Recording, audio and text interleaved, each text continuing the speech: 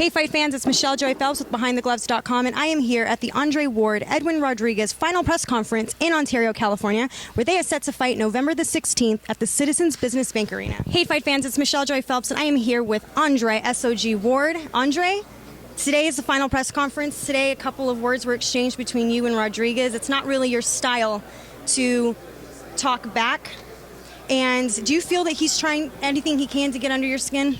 No, I think it's a misconception. Like, I don't have a problem talking back, but you're just not going to see me just talking for no reason. Like, when I speak, I want it to mean something. So, yeah.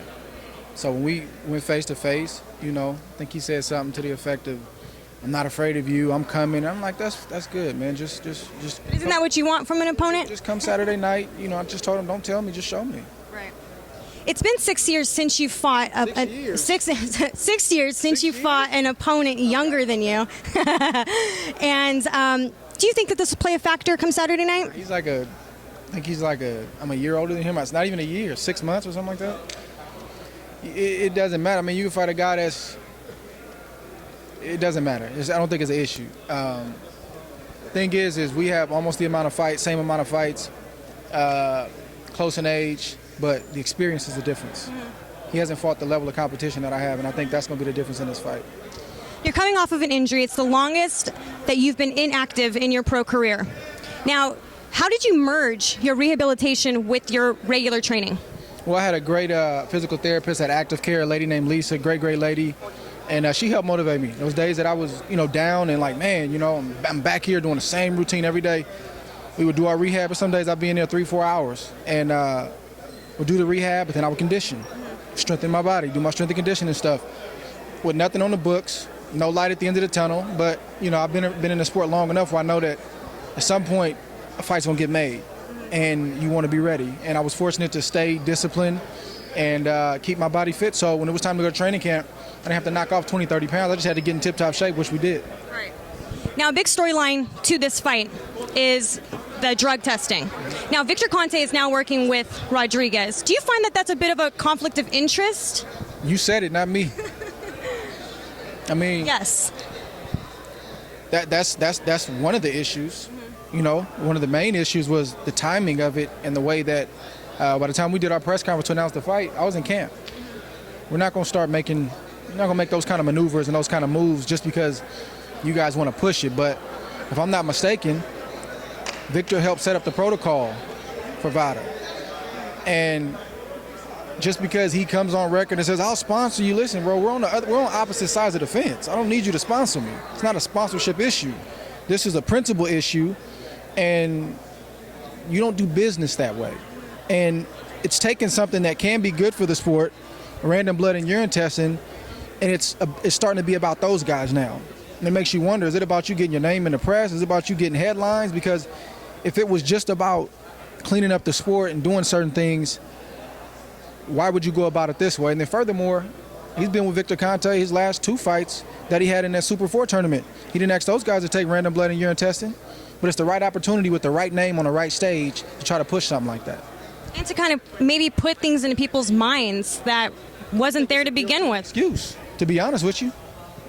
I mean, this kid has said a lot of stuff leading up into this fight that doesn't make sense. So he's got this out there, but then when they ask him, "Do you think he's dirty?" "No, I think he's a clean fighter."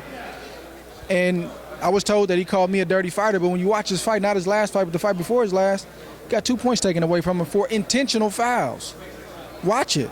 Not the first round knockout, but the first fight in the Super 4. And got in the ring after and apologized to the fans for losing his head. But I'm the dirty fighter. I've never had a point taken away, nothing. So there's a lot that's being said. This is this kid's first time at this level on this stage.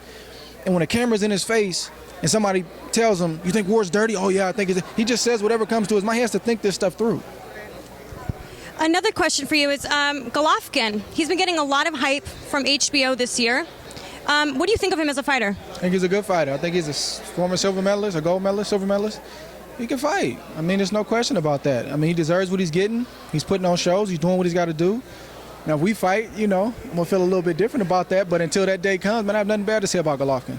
Now, Golovkin has expressed interest in, possibly fighting you one day. You good with that? I've been fine with it. I think You know, Golovkin's a humble guy, man. He doesn't really talk a lot. It's his trainer that does a lot of the rah-rah and calling guys out and stuff like that. I have no problem with it. I'd love to see that fight. I think that'd be a good one. I would. Now, okay, last question for you. You're a Christian man, good values, you have morals. Do you feel the pressures from society to almost be perfect? Not really. I don't buy into either spectrum. I don't buy into the people telling me I need to change. I'm not gonna change. I'm gonna be myself because they don't ask other guys to change. Certain guys they want to get on the table and dance and do certain things and make it exciting, but you didn't ask that guy to do that. So I'm gonna be myself because it's life after boxing.